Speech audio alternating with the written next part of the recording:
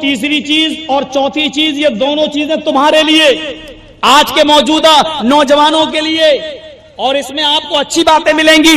تیسری چیز پر غور کیجئے، پہلی چیز شرک مت کرنا، دوسری چیز ماں باپ کو مت ستانا، اور تیسری چیز وَلَا تَتْرُكَنَّ الصَّلَاةَ مَكْتُوبَةً مُتَعَمِّدًا فَإِنَّ مَنْ تَرَكَ الصَّلَاةَ مَكْتُوبَةً مُتَعَمِّدًا فَقَدْ بَرِئَتْ مِنْهُ ذِمَّةُ اللَّهِ۔ نماز کبھی فرض نماز قصدن جان بوجھ کر مت چھوڑنا۔ انڈیا پاکستان کا میچ آ رہا، آخری اوور دیکھ لوں پھر جاؤں گا نماز پڑھنے۔ انڈیا آسٹریلیا کا میچ آ رہا ہے، دیکھ لو یار، میچ بار بار تھوڑی آتا ہے، چلو نماز تو بعد میں بھی پڑھ لیں گے۔ فرمایا وَلَا تَتْرُكَنَّ صَلَاةً مَكْتُوبَةً مُتَعَمِّدًا، فرض نماز کبھی قصدن جان بوجھ کر مت چھوڑنا۔ اذان کی آواز آئی اور چلو نکلو اپنے گھر سے مسجد کی طرف جاؤ، نماز پڑھتے رہنا، فرض نماز۔ ہاں ایسا ہو سکتا ہے کہ کبھی آپ کو ایمرجنسی کام ہے، فرض نماز پڑھ لیجیے، سنت چھوڑ کے آپ چلے جائیے، ایسا کر سکتے، لیکن فرض نماز آپ کبھی، باپ بیمار ہے آپ کو لے کے جانا ہے لیکن جماعت کھڑی ہے، جلدی سے آئیے نماز پڑھ لیجیے اور سنت چھوڑ دیجیے اور باپ کو لے کے اسپتال پہنچ جائیے۔ فرض نماز قصدن جان بوجھ کر نہیں چھوڑنا ہے۔ آگے اللہ نے کیا فرمایا؟ فَإِنَّ مَن تَرَكَ صَلَاةً مَكْتُوبَةً مُتَعَمِّدًا، جو فرض نماز جان بوجھ کر چھوڑتا ہے، فقط بریت منہ ذمۃ اللہ، تو اللہ کی ذمہ داری اس کے اوپر سے ہٹ جاتی ہے۔ اب اللہ کی کوئی ذمہ داری نہیں، مرو کٹو جو چاہو، چاہے آسام میں کاٹے جاؤ گے، برما میں کاٹے جاؤ گے، تم گوہاٹی میں کاٹے جاؤ گے، جب تم نے اللہ کے احکام کا رعایت نہیں کی ہے اور اللہ کے اصولوں پر تم نے قیام نہیں کیا ہے تو اللہ کو بھی اب تمہاری کوئی پرواہ نہیں ہے۔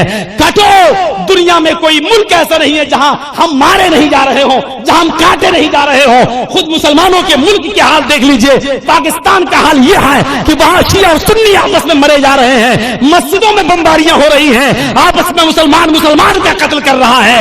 آپ دیکھ لیجئے عراق کا کیا حال ہے، افغانستان کا کیا حال ہے، آپ دیکھ ڈالیے جو اپنے ملک ہیں ان ملکوں کا، لیبیا کا کیا حال ہے، انڈونیشیا کا کیا حال ہے۔ آج مسلمانوں کو کہیں دو گھوٹ پانی نہیں مل رہا ہے، کیوں؟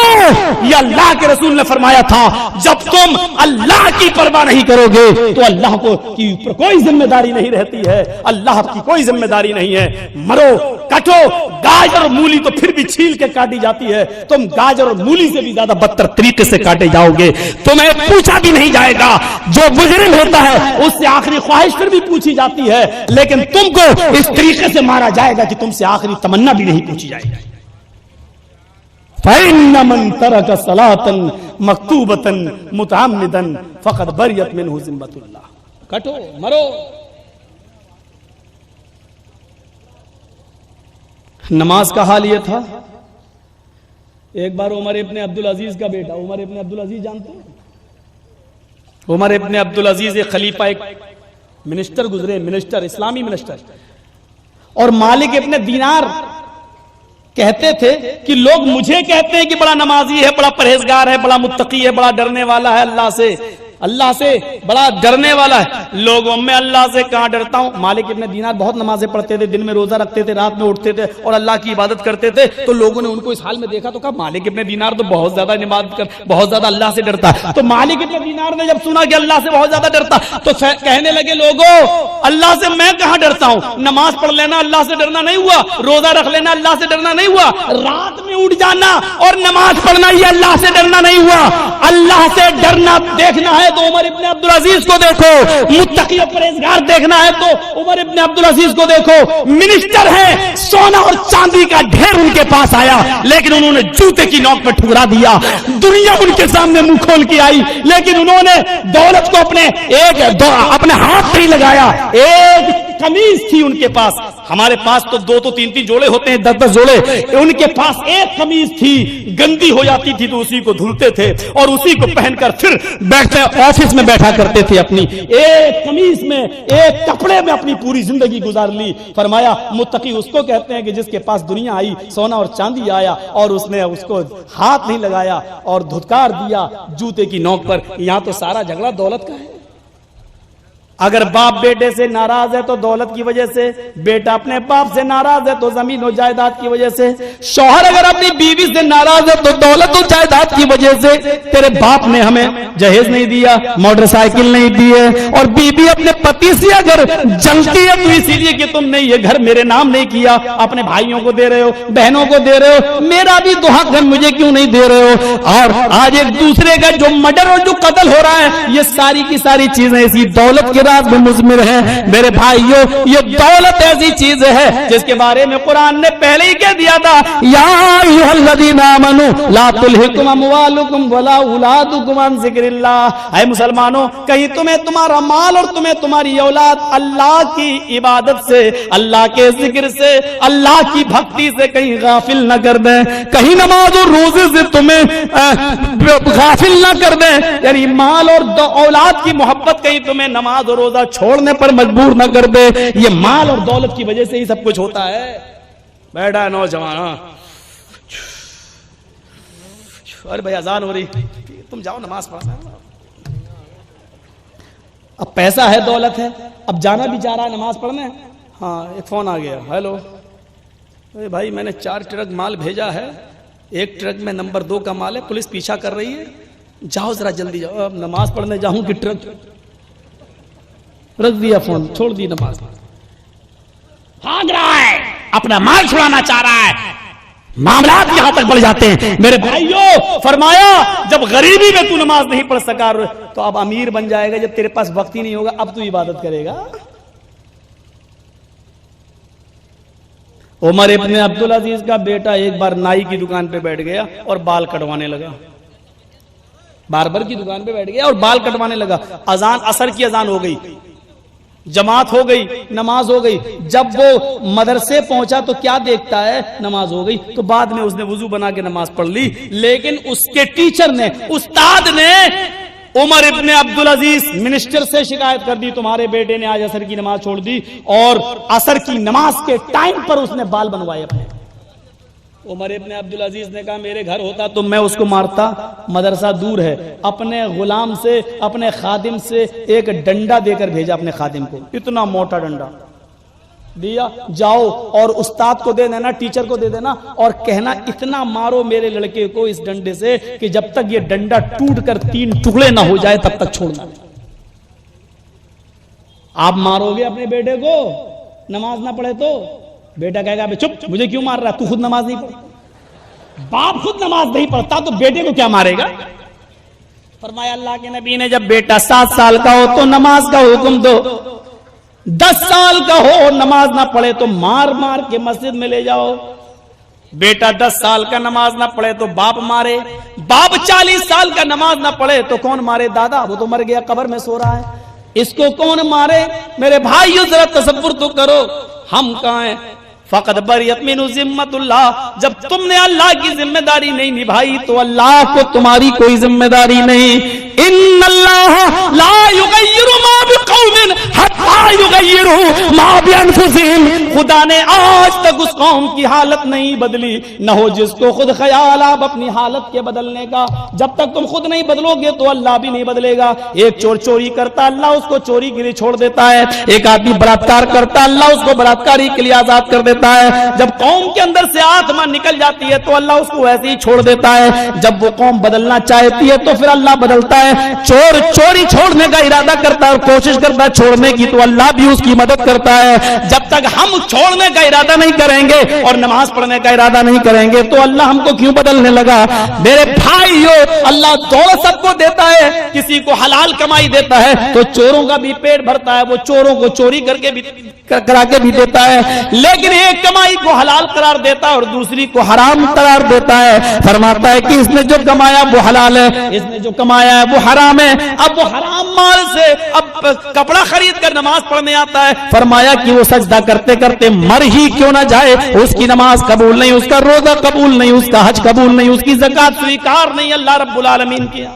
ایک آدمی نے مجھ سے پوچھا کہ مولوی صاحب بینک میں ہم پیسہ جمع کرتے ہیں، وہاں سے سود ملتا ہے، اس سود کے سے ہم زکوٰۃ دیں، یعنی غریب اور مسکینوں کو ہم پیسہ دیں، زکوٰۃ دیں تو کیا ہمیں ثواب ملے گا؟ میں نے اس سے پوچھا تیرا سوال تو ایسا ہے جیسے یہ کہو کہ مولوی صاحب میں اپنے کپڑے کو اپنے پیشاب سے دھوؤں تو پاک ہو جائے گا. اب یہ کوئی سوال ہے؟ جیسے کپڑے کو پیشاب سے دھوئیں گے تو وہ اور اپوتر ہوگا اور ناپاک ہوگا، ایسے ہی کوئی آدمی بینکوں میں بڑھنے والے سود اور بیاج سے زکات نکالے گا تو اور گنہگار ہوگا، وہ اور بڑا پاپی ہوگا. یہ مسئلے پوچھے جاتے ہیں، اتنی بھی عقل نہیں رہی.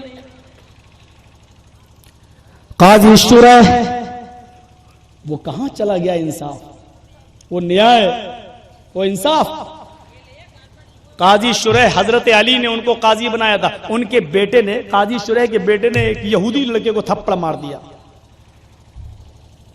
اس یہودی بچے کو برا لگا، رویا بیچارہ، لیکن وہ ڈر کے مارے قاضی شرح کے پاس نہیں آیا عدالت میں. وہ سوچنے لگا باپ قاضی ہے، ہمارا فیصلہ کرے گا ہی نہیں، ڈگری اپنے بیٹے کو دے دے گا. ہوتا ہے ایسا. بیٹا خود کہنے لگا ابو جان ایسی ایسی بات ہو گئی تھی، میں نے تھپڑ مار دیا. اب یہ بتائیے قانونی کتاب دیکھ لو آپ، اگر میں مقدمہ جیت رہا ہوں تو میں مقدمہ دائر کروں، اور اگر میں مقدمہ ہاروں تو چھوڑ دوں گا، نہیں دائر کروں گا. اور وہ تو آئے گا نہیں، ڈر کے مارے، کیونکہ آپ ہمارے باپ ہیں نا. باپ نے کہا بیٹے ٹھیک ہے میں کل بتاؤں گا. رات میں اٹھتے ہیں اور نماز پڑھتے ہیں اور دعا کرتے ہیں کہ اللہ میں زندگی میں پہلی مرتبہ جھوٹ بولنے جا رہا ہوں، کل میں اپنے بیٹے سے جھوٹ بولوں گا اور یہ کہوں گا کہ بیٹے تم جیت رہے ہو، مقدمہ دائر کر دو. کیونکہ جب تک مقدمہ دائر نہیں ہوگا اس یہودی بچے کو انصاف نہیں ملے گا. اے اللہ تو اچھی طرح جانتا ہے کہ میں جھوٹا نہیں ہوں، لیکن اس یہودی بچے کو نیائے کے لیے، انصاف کے لیے کل میں جھوٹ بولوں گا. صبح ہوئی، نماز پڑھ کے آئے، باپ نے کہا بیٹے تم تو مقدمہ جیت رہے ہو، تم مقدمہ دائر کر دو، ہم تمہارے حق میں فیصلہ کر دیں گے اور یہودی ذلیل اور رسوا ہو جائے گا، انسلٹ ہوگی اس کی. بیٹے نے مقدمہ دائر کر دیا اور باپ نے آن اسپاٹ فیصلہ سنا دیا. قاضی نے فیصلہ سنا دیا میرے بیٹے کو 10 کوڑے مارے جائیں اور یہودی بچے کو باعزت سمان کے ساتھ باعزت اس کو بری کر دیا جائے. جلاد نے بیٹے کو پکڑا اور 10 کوڑے مارے اور باپ روتا ہوا جب اپنے گھر پہ آیا تو ماں نے بیٹے کو اپنے سینے سے چپکا لیا. باپ نے کہا بیٹے ادھر آؤ. بیٹا کہتا ہے چپ رہو، آج کے بعد مجھے اپنا بیٹا مت کہنا، میں اپنی ماں کے پاس آیا ہوں، تمہارے پاس نہیں آیا ہوں. کہا بیٹے اللہ کی قسم میں تم سے بہت پیار کرتا ہوں، مجھے تم سے بہت پریم ہے، لیکن نیائے اور انصاف مجھے تم سے بھی زیادہ پیارا ہے. کل قیامت کے دن، کل پرلے کے دن اور مہا پرلے کے دن، ڈے آف ججمنٹ، فیصلے کے دن، کل جب میری ناانصافی کی وجہ سے مجھے جہنم میں ڈالا جاتا اور تجھے بھی جہنم میں ڈالا جاتا، اس سے بہتر یہ ہے کہ دنیا میں چند انسلٹیں برداشت کر لو تاکہ ایشور ہمیں اس دن انسلٹ ہماری نہ ہو. میرے پیارے بیٹے میں نے تمہیں سزا اس لیے دی ہے تاکہ یہودی بچے کو انصاف مل جائے. آج یہ انصاف کہاں چلا گیا؟ آج یہ نیائے کہاں چلا گیا؟ آج یہ واقعات کہاں چلے گئے؟ اپنے بیٹے سے جھوٹ بولتے صرف اس لیے کہ یہودی بچے کو انصاف مل جائے. اور یہ وہاں کی بات ہے جہاں حکومت ان کے ہاتھ میں ہے، جہاں مسلمانوں کی حکومت ہے، جہاں یہودی اپنی آواز نہیں اٹھا سکتے ہیں، ایسی جگہ پر یہودیوں کے ساتھ اسلام کا یہ معاملہ ہے. میرے بھائیوں اسلام کو بہت آسان ہے یہ کہہ دینا کہ یہ ٹیررزم کی دعوت دیتا ہے، یہ دہشت گردی کی دعوت دیتا ہے، یہ بہت آسان ہے جملے کہہ دینا. اور میڈیا والے یہ جملے اسلامک آتنکواد کے نام سے بہت اٹھا سکتے ہیں، لیکن آتنکواد کی جڑ کو سب سے زیادہ اسلام مٹاتا ہے یہ کہہ کر من قتل نفسا قتل الناس جميعا، جس نے ایک منشیہ کو قتل کر دیا. ہندو اور مسلمان کی قید نہیں ہے، قرآن کہتا ہے جس نے ایک منشیہ کو قتل کر دیا، چاہے وہ ہندو ہو یا مسلمان، سکھ ہو یا عیسائی، یہودی ہو یا جینی، جس نے کسی ایک انسان کو، ایک منشیہ کو قتل کر دیا، قرآن کہتا ہے، اللہ فرماتا ہے وہ ایک منشیہ کو قتل نہیں کر رہا ہے، قتل الناس جميعا، اس نے پوری دنیا کی مانوتا کو قتل کر دیا، پورے وشو کی انسانیت کو مار ڈالا۔ وہ ایک انسان کا قاتل نہیں ہے، پوری دنیا کا قاتل ہے۔ اگر ایک منشیہ کسی ایک کو گالی دیتا، تیری ماں تیری بہن یہ گالی دیتا ہے، تو وہ ایک کو گالی نہیں دیتا ہے، وسطتا حقیقت میں وہ ساری دنیا کے لوگوں کی ماں کو گالی دیتا ہے۔ یا ایھا الناس انا خلقناکم من ذکر و انثی، لوگوں ہم نے تم کو ایک ہی باپ اور ایک ہی ماں سے پیدا کیا ہے، تمہارا ایک ہی باپ ہے ایک ہی ماں ہے، تم ایک پرم پتا کی سنتان ہو اور ایک ہی ماں کے بیٹے ہو۔ ہمارے باپ کا نام آدم ہے اور انہی کو ویدوں میں منو کہا گیا ہے، منو اسمرتی میں ہم منو کی سنتان اس لیے منشیہ کہلائے، ہم آدم کے بیٹے ہیں اس لیے آدمی کہلائے۔ ہماری ماں شتروپا ہے جس کو حوا کہا جاتا ہے، ویدوں میں شتروپا حوا، ہم شتروپا کی سنتان ہیں، ہم حوا کے بیٹے ہیں، ہم آدم کی اولاد ہیں، ہم منو کے بیٹے ہیں۔ اس لیے کوئی بھی پیر سے پیدا نہیں ہوا، ہاتھوں سے پیدا نہیں ہوا، منہ سے پیدا نہیں ہوا۔ کوئی بھی آدمی یہ نہ کہے کہ برہما نے اپنے منہ سے برہمن کو پیدا کیا، ہاتھوں سے چھتری کو پیدا کیا، ران سے ویش کو پیدا کیا، پیروں سے شودر کو پیدا کیا، لہذا شودر تھالی جاتے اور برہمن کیا نہیں جا سکتا ہے۔ قرآن نے یہ سارے رسم مٹائے اور حج کا میدان دیکھ لو، کالے لوگ اور گورے لوگ ایک میدان میں جمع ہوتے ہیں۔ نماز کا معاملہ دیکھ لو، ایک امیر آدمی آیا، حی علی الصلاۃ، یہ اذان کی آواز آتی ہے، یہ آواز پارلیمنٹ کے نیتا عبید اللہ خان اعظمی کے لیے بھی ہے، اور یہی اذان دلی کی جامع مسجد کی سیڑھیوں پر بھیک مانگنے والے بھکاریوں کے لیے بھی یہی اذان ہے۔ مولوی جرجیز بہت غریب ہے، امام اور عبید اللہ خاص بھی بہت امیر ہے، مولانا جرجیز کو کچھ مسئلے معلوم ہے، میں غریب ہوں لیکن مسجد میں آ گیا ہوں تو مجھے ہی نماز پڑھانا پڑے گی، اس لیے کہ دین کا علم مجھے ہے، اگرچہ میرے پاس کھانے کو نہیں ہے پینے کو نہیں ہے، میں غریب ہوں، اور عبید اللہ خاصمی کو میرے پیچھے نماز پڑھنا پڑے گی، مشرف کو میرے پیچھے نماز پڑھنا پڑے گی، نواز شریف کو میرے پیچھے نماز پڑھنا پڑے گی، اس لیے کہ ان کو قرآن کا علم نہیں ہے، اس لیے کہ عالم کے پیچھے ان کو نماز پڑھنا پڑے گی، چاہے کتنے یہ امیر ہو، بادشاہ ہو، کوئی بھی ہو۔ جب یہ آواز آتی ہے اللہ اکبر اللہ اکبر، تو اس کی میننگ یہ ہوتی ہے اللہ سب سے بڑا ہے، تو بڑا ہے لیکن اپنے پارلیمنٹ تک، تو بڑا ہے اپنے گھر تک، تو بڑا ہے اپنی سٹی تک، میرے گھر میں میری مسجد میں آ تو اپنے بڑے ہونے کا تاج اتار کے آ، اور میرے گھر میں آ تو میرے اصول کو مانتے ہوئے آ، تجھے میرے غریب بندوں کے ساتھ کھڑا ہونا پڑے گا، تجھے پیروں سے پیر ملانا پڑے گا، کاندھے سے کاندھا ملانا پڑے گا، ایک ساتھ نماز پڑھنا پڑے گی۔ ایک غریب امیر سے کس پاس کھڑا ہے، غریب امیر کے پاس، جس کے پاس باہر بیٹھنا بھی گوارا نہیں کرتا، ہوٹل میں چائے پینا بھی جس کے ساتھ گوارا نہیں کرتا، یہ سوچتا ہے کہ یہ میرے معیار کا آدمی نہیں ہے، یہ میری کسوٹی کا آدمی نہیں ہے، اس کو ہم اپنے پاس کیوں بٹھائیں۔ نماز پڑھتا ہے تو کاندھے سے کاندھا ملا ہوا ہے، پیر سے پیر ملا ہوا ہے، ایک ہی صف میں کھڑے ہو گئے محمود و ایاز، نہ کوئی بندہ رہا نہ کوئی بندہ نواز۔ آج اللہ کے گھر میں تم سب برابر کی حیثیت سے آئے، کوئی بڑا نہیں ہے کوئی چھوٹا نہیں ہے۔ میں عمرہ کرنے کے لیے گیا سعودی عرب کے اندر، مجھے خبر ملی کہ سعودیہ کا بادشاہ آ رہا ہے، جماعت کھڑی ہو چکی تھی، اللہ کی قسم سعودیہ کے بادشاہ کو سب سے پیچھے جماعت ملی، سب سے پیچھے جگہ ملی، سعودیہ کے بادشاہ کو کے لیے آگے جگہ نہیں دی گئی، آپ بعد میں آئے ہیں، آپ کو جہاں جگہ ملی آپ وہیں نماز پڑھیے، آپ کے لیے آگے کوئی جگہ نہیں ہے کہ ہم کسی کو ہٹا کر آپ کو جگہ دیں۔ میں نے یہ منظر اپنی آنکھوں سے دیکھا ہے، اور جب تک یہ سمانتا، یہ برابری نہیں دی جائے گی میرے بھائیوں، کسی انسان کو مکمل آزادی نہیں مل سکتی ہے۔ جو آزادی ایک مسلمان کو اور ایک عام انسان کو، سمپور دنیا کے منشیہ کو جو اسلام دیتا ہے، کہاں نظر آتی ہے؟ افریقہ میں کالے اور گورے کا جھگڑا ہے، کہیں میرے بھائیوں کالوں کو پیٹا جاتا ہے، کہیں گوروں کو پیٹا جاتا ہے۔ ہمارا ملک ہندوستان بھی ایک بہت دنوں تک اس معاملے میں الجھا رہا، لیکن اب اللہ کا شکر ہے کہ جمہوریت نے اور سیکولرزم نے ان تمام چیزوں کو چھوڑ دیا ہے۔ ایک دلت کو بھی چیف منسٹر بننے کا پورا ادھیکار ہے، ایک دلت کو بھی پورا प्रधानमंत्री बनने का पूरा अधिकार है और वो अपनी मेहनत और परिश्रम से वो भी बन सकता है। इस जमहूरियत और सेकुलरिज्म को मैं सलाम करता हूं। मेरे प्यारे साथियों, अब आप अंदाजा लगा सकते हैं कि समानता किसको कहते हैं और बराबरी किसको कहते हैं। ये नमाज में आपको मिलेगी। अल्लाहु अकबर का माना यही हुआ, हय्या अलस सलाह का माना ये हुआ कि आओ नमाज के लिए। अब नमाज सबके लिए है, कंधे से कंधा मिलाना है, कदम से कदम मिलाना है। गरीब को इल्म ज्यादा है, विद्या इल्म ज्यादा, ज्ञान ज्यादा, तो गरीब को आगे बढ़ाया जाएगा और अमीर को उसके पीछे नमाज पढ़ना पड़ेगी। ये था मामला। चलिए 3 चीजें हो गई।